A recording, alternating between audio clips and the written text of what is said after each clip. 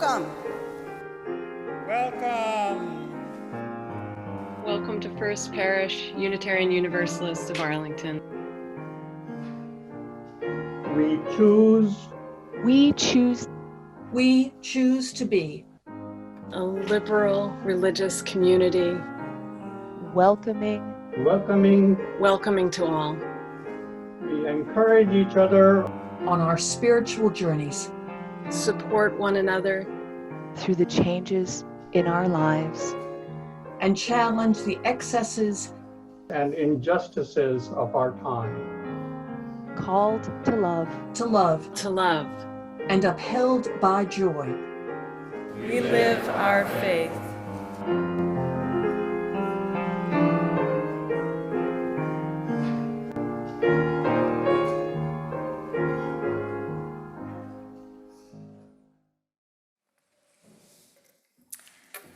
I'm Andrea Winslow, and I have the honor of being the president of the Women's Alliance here at First Parish. And today we have a double header. It's Alliance Sunday and Mother's Day.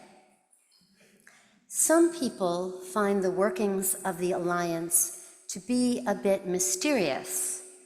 They ask me questions like, why do we charge dues? Nobody does that. Or what about these trust funds? Like, what do you all do with them, you know? And to understand the Alliance, we need to take a look at history.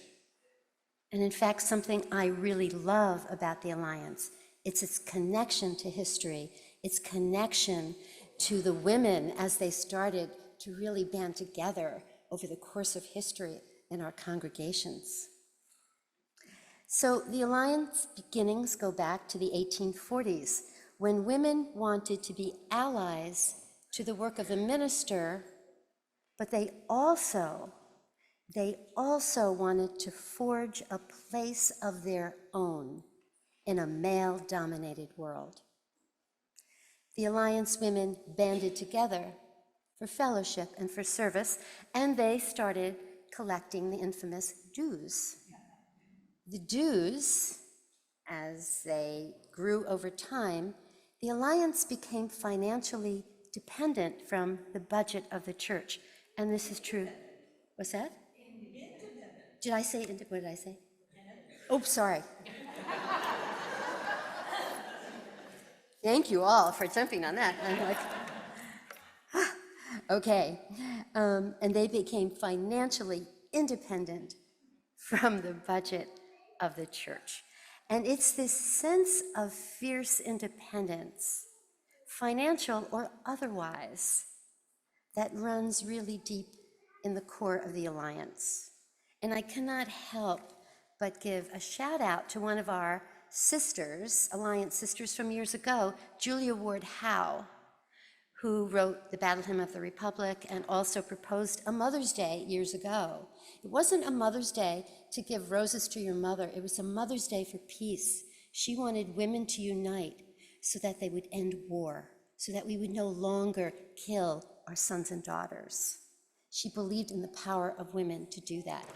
Her group she was a Unitarian in Boston. It wasn't called the Alliance, but it was that kind of association. So I feel our connection to those sisters of long ago. So the dues, which started out as 50 cents, are now $35 a year, and they pay for our programs. And some of you may have attended some of our programs this year. Just to give you a sample, we put on a program about the Israeli-Hamas hotline, and a program called Compassion, Justice, and Freedom. And of course, we use our dues to buy food, lots of food, the chowder for our chowder supper in January. And what about those trust funds? Well, we have an endowment which has grown over years from donations and bequests. And this is how we finance our very ambitious 3-year giving plan. We are able to donate over $12,000 a year to entities that assist women and families. To give you a sample of that, Reproductive Equity, Sandy Hook Promise, the Children's Room here in Arlington. These organizations are proposed and voted on by our members, and we are proud that we can do this. Every year, we pledge to the Stewardship Drive, and this year, we happily contributed scholarship funds to the youth service trip. The Alliance also has an ongoing service project with Household Goods in Acton. That's a place that helps those in need set up homes at no cost. So at 3 o'clock, marking the end of the Harvest Moon Fair in November, a group of 10 of us, calling ourselves the Mad Scramble Squad, scrambled around the floor of the fair and picked up those items that were not bought, and there were a lot of really good items. And in half an hour, we filled 4 carloads of household goods that we rerouted from here to Acton to Household Goods. Aaron Kitzmiller was very happy about this. And on May 21st, we will roll up our sleeves and we will go to their warehouse. And we will do things like count silverware, vacuum rugs, roll up our sleeves, just do whatever needs doing. Sometimes it can be so satisfying just to get in there and do something manually.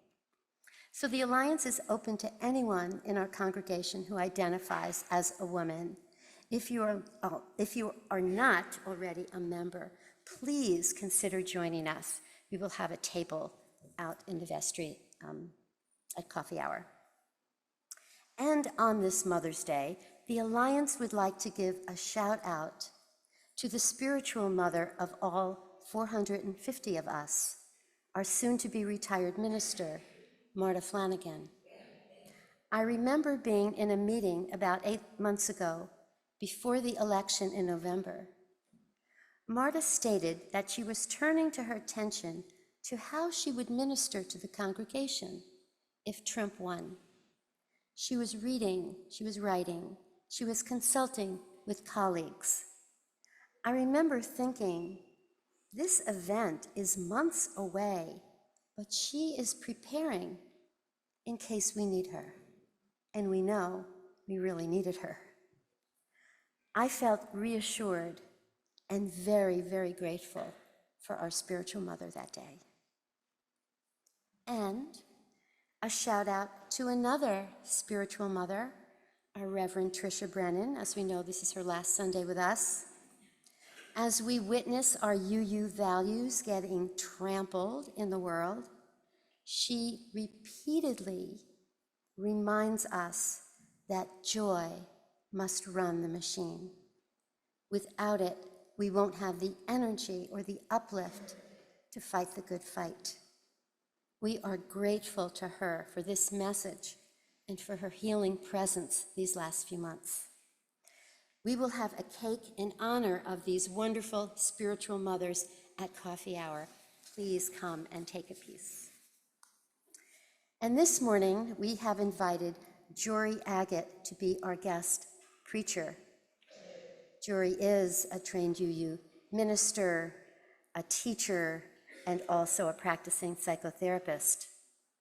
The Alliance likes to think this is our parting gift to Marta, to see her good friend in the pulpit today. Entertain an image, a scene, that of a mother, a grandmother, a caring presence, who says to us, to the child we once were, to the child within us still, come on over here, sweetie. With those words, we are invited to spend a little time in the company of a gracious love.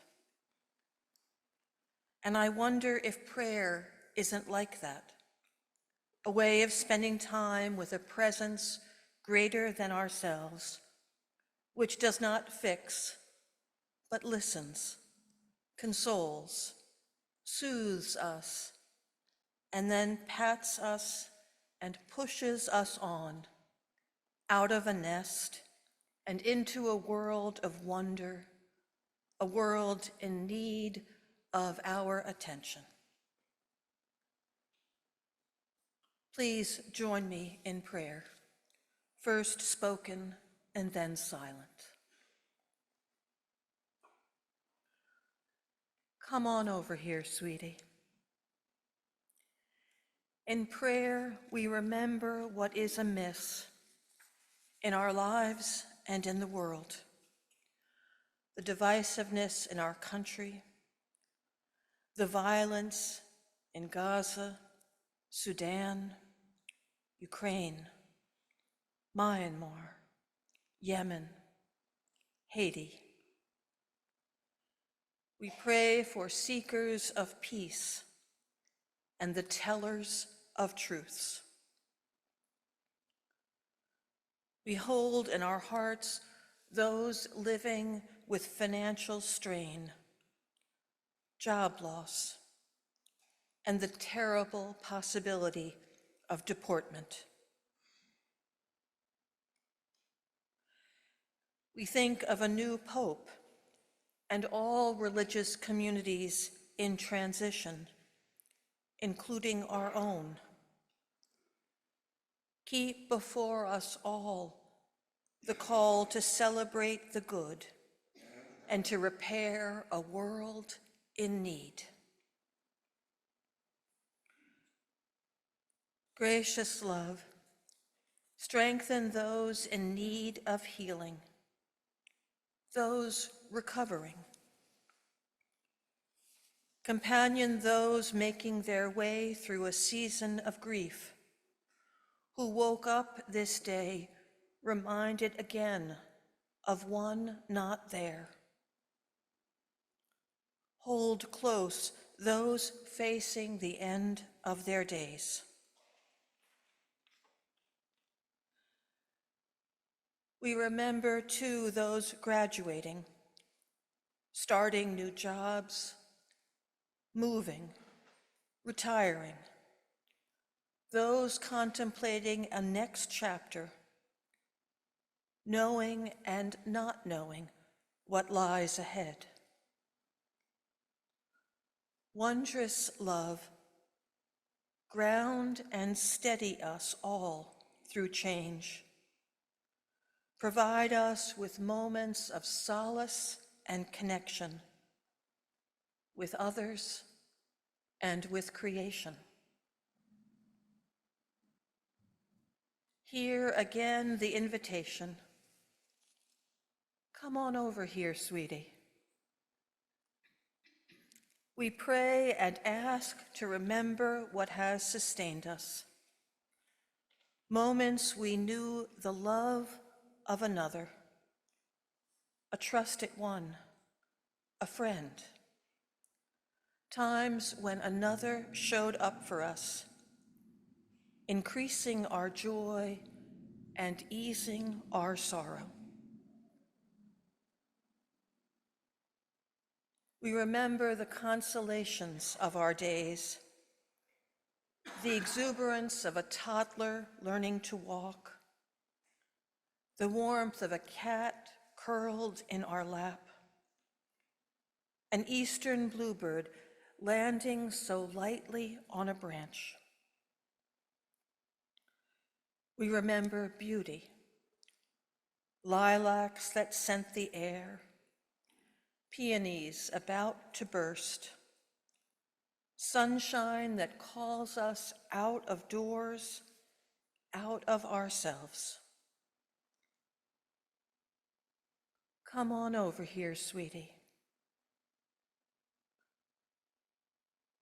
Let us sit together quietly and linger in love remembered. Let us be together in 2 minutes of silent prayer. I'll love you forever. I'll like you for always. As long as I'm living, my baby you'll be. Don't we all need that kind of love in our lives? That unconditional, nurturing presence that doesn't falter, that rocks us gently in our moments of fear, grief, uncertainty. A love that says, I see you, you matter, I'm here for you, you're okay no matter what. As a psychotherapist and former parish minister, I now spend most of my time training others how to embody that kind of presence. At the heart of the therapeutic process is something very simple but deeply profound, letting another person know, I see you, you matter, I'm here for you, you're okay just as you are.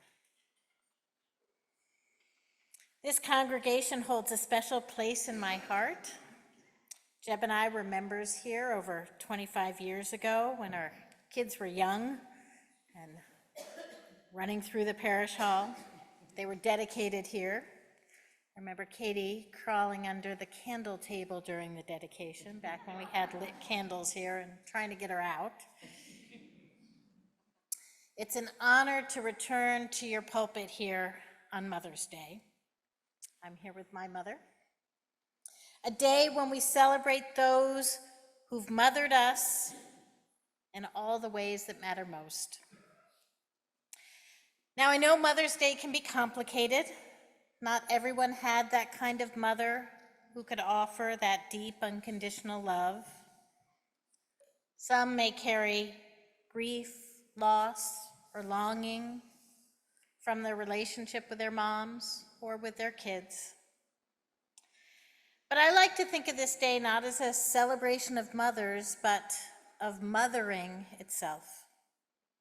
That powerful force of love, protection, and nurturance that lives in people of all genders and identities. Today, I also want to honor a woman who's been a steady source of love in this community for 16 years, my dear friend, Marta. Marta and I go back quite a ways. We were trying to remember. Over 20 years, we figured. We first met when I was working at the UUA, administering the Ministerial Fellowship Committee, and she came on serving as a substitute. We clicked immediately. Two women, the same age, both called to ministry at a young age, sharing that unique challenge of being a young woman in parish ministry. And then we discovered something really special. We'd grown up in the same town. Only I moved away from there when I was 12, and she moved there a few months later. So some of my childhood friends became her friends, and it wasn't until adulthood, when we were colleagues, that we connected the dots. It was kind of like we were meant to find each other. I've been so blessed to have Marta in my life. We all need friends like she has been to me. You know, the ones who will love you forever and like you for always. We really don't get enough of that kind of love these days. But Marta's been one of those friends who, when you need someone there for you, will drop everything and just show up. I discovered that early on in our friendship when I was going into major surgery for a cancerous tumor. I called her the night before because I was pretty freaked out, not knowing what would be happening in my life after the next day. And to my surprise and delight, she showed up at my door early the next morning. I know she had gifts in her hand, I can't remember what. But she'd driven down in the wee hours of the morning from Vermont just to be with me and keep me company until I went into surgery later that day. And I know many of you have your own stories of little or big ways that Marta has been there for you, showing up for you in times of need, cheering you on, celebrating with you, crying with you, or just sitting with you and getting curious about what's happening and what comes next? I've collected some of your comments about Marta. Marta is the spiritual mother who soothes us in our pain and also reminds us not to give pain. I'm grateful for the way Marta asks the important probing questions that prompt deep self-reflection, the way she fostered my development, which really generated for me a shift in how I interact with others. And Marta's one of the steadying forces in our chaotic world. You know, the call to ministry is not an easy path. It's one of the only fields where we're expected to be a specialist in, well, everything. Preaching, writing, teaching, counseling, social action, fundraising, theology, community organizing, staff administration, organizational development, not to mention being well-read and up-to-date on current events, popular culture, politics, etc. Am I right? Yeah. Oh, and you better not be emotionally intelligent, spiritually grounded, and on time for Parcom meetings. That's one reason why only 1/3 of parish ministers last in the field longer than 15 years. Marta's made it 38. So what's her secret? Yep, I think she is smart and gifted, but talent alone doesn't sustain a long, healthy ministry. What I've seen and what I know Marta would tell you is this: ministers are called to love. My last ministry position was at the UUA, where I oversaw ministers' professional development. I used to host a conference each year with brand new ministers just starting their first call to the parish. I'd gather them in Boston for several days of networking, support, resource sharing, and each year I preached to them the same sermon with the same message. You gotta find a way to love them. If you can love them and they can feel your love and it's real, they'll follow you anywhere. But if you can't find a way to love them, they'll know it, and your church life will be a struggle. Marta knows how to love people. We were talking about this the other day, and she said to me, you know, it's so easy to love them because we're blessed to enter into their lives in ways where we get to hear their stories. If a congregant's being a curmudgeon, it's totally understandable when you know their mom just died, or they're struggling in their marriage, or worried about their kid's health. It's hard not to find compassion when you know what they're holding. And she added, even when we don't know their story, we know there is a story. Marta has learned the secret of loving, not just in the warm and fuzzy sense, but loving as a discipline, a choice, a calling. This is what Valerie Kerr teaches in her memoir, See No Stranger, a manifesto of revolutionary love. Her story begins in the aftermath of September 11th, 2001, when a wave of anti-Muslim hate crime swept across the United States. Violence that deeply affected her Sikh community, which many people mispronounce as Sikh, but it's actually Sikh. Sikh men who are not Muslim are the only community who wear turbans not as a cultural accessory or a political statement, but as a symbol of their faith. Yet that sacred symbol makes them targets of hate crimes.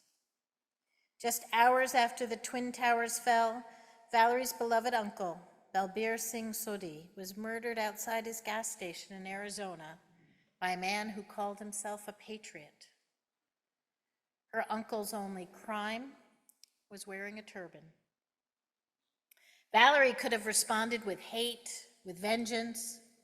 No one could have blamed her. In fact, Hollywood movies reinforce the righteousness of vengeance. But instead, she began asking a dangerous question. What if this moment requires not just resistance, but love? Not a passive love, not a love that tolerates harm or turns away from injustice, but a fierce, demanding love, a love that compels us to see no stranger, to say to even our opponents, "You are a part of me I do not yet know." Revolutionary love, Valerie calls it. It's not just a feeling that we receive when we're lucky, it's sweet labor. Like the labor of childbirth, it's bloody, painful, imperfect, and life-giving. It requires courage. It requires endurance. And above all, it requires faith. Right now, we're living in a time when it's hard to believe that love can win. Every day we see the fires of injustice are burning all around us. Our country is divided. Our democracy feels fragile. Hatred and dehumanization are being normalized. We are seeing new laws that are harming the most vulnerable among us: immigrants, queer and trans people, communities of color, women, and those most vulnerable among us, not to mention our sacred environment. These injustices do not just challenge our politics, they wound the moral fabric of who we are and who we're called to be. In the face of this, I don't know about you, but I feel rage. I'm angry at the cruelty, the injustice, the repeated harm done to people I love and the communities I belong to. I'm angry at the systems that grind people down and the lies that allow it to continue. Now, I don't want you to think I'm saying that in times like these, love is all we need. I don't know about you, but sentiments like that make me cringe. Unless, of course, it's a song by the Beatles. But here's what Valerie Kerr reminds us. Revolutionary love does not ask us to suppress our rage. It asks us to listen to it. Rage is the force that protects what we love. Rage arises when something precious is being threatened. And as the feminist movement taught us long ago, suppressing our anger doesn't make us strong, it makes us ill, physically, emotionally, and spiritually. Love and rage are not opposites. In fact, they're deeply intertwined. Love without rage can become sentimental, and rage without love can become destructive. But together, they fuel the kind of change that heals, liberates, and transforms. Now, it's one thing to love the people who walk through the doors of this congregation. That's the easy part. We gather here because we share values, a sense of purpose. But what does it mean to love those who don't look like us, who don't vote like us, who haven't chosen to walk alongside us? Can we listen to their stories? When we learn where someone has been, what they struggle with, what they cherish, fear, and hope for, they're no longer strangers. They become human. They become someone we can recognize, perhaps someone we can love. I know this is the part where people often get uncomfortable and maybe even angry, because it sounds like we're saying we're being asked to excuse harm or forget injustice. But let me be clear, loving our opponents is not about absolving them It's not about denying what they've done. It's about seeing the human being behind the harmful behavior without ever condoning it. Let me put it this way. As a psychotherapist, what I've learned over and over again is that participation in oppression always comes at a cost. Hate is never born in a vacuum. It's nearly always a trauma response. People who dehumanize others have almost always been dehumanized themselves. And those who harm others have not had enough of that love you forever kind of energy. Maybe they didn't get enough of someone rocking them gently back and forth, or showing up at their door before surgery with a basket of goodies with the message, I see you, I'm here for you, you matter, you're okay just as you are. So when we come face to face with cruelty or hatred, what if we practiced holy curiosity? What if we asked, what is the wound behind their behavior? Again, this doesn't mean we stay silent. It doesn't mean we give up our boundaries. We can rage against systems. We can condemn destructive behavior. We must protect ourselves and others from harm, but we can still recognize that there's a soul behind the hate. We can still say, you're a part of me I do not yet know. Because here's the truth. If we let our rage harden into hate, we become what we're fighting against. But if we root our resistance in love, we can transform systems and souls. We often think of love as something we offer outward to our children, our partners, our congregants, our world. But Valerie Kerr reminds us that revolutionary love must begin within. She writes, loving ourselves is a political act. It's how we survive. It's how we thrive. For many of us, especially the caregivers, nurturer, justice seekers, self-love can feel like a luxury, something we'll get to when the to-do list is done, when the kids are okay, when the movement wins, when the world is better. But the truth is, the world won't get better until we start practicing a love that begins within.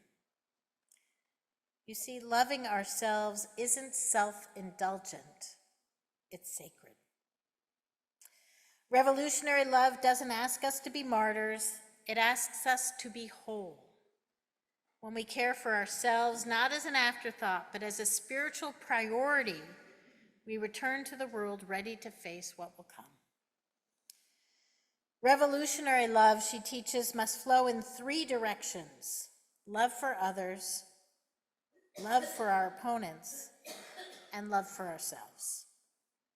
Leave any one of these off and we're out of balance. If we only love ourselves, it becomes narcissism. If we only love others, we burn out and become ineffective and hollow. If we only love our opponents, it becomes self-loathing, and we risk abandoning ourselves. When we love in all three directions, we begin to heal not only individual wounds, but systems that keep us apart. In just a few weeks, Marta is leaving you. She's been your minister for these past 16 years.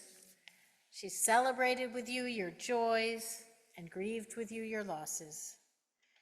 She's asked the hard questions and sat with you in the unknown. She has loved you fully, bravely, and without condition. And she leaves you now with a legacy. And with that legacy comes a call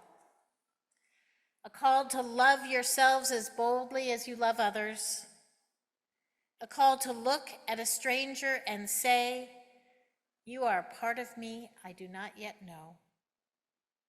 a call to meet the rage of injustice, not only with protest, but with the healing force of compassion. A call to resist the temptation of despair and instead to choose again and again fierce, faithful labor of love. May you feel today and always that you're held in a love that will not let you go, that will rock you back and forth. And may you carry that love into the world, not just for those who are easy to love, but for those who need it most. Because as long as we're living, we are called to love. Would you join me now in hymn number 131, Love Will Guide Us, of course.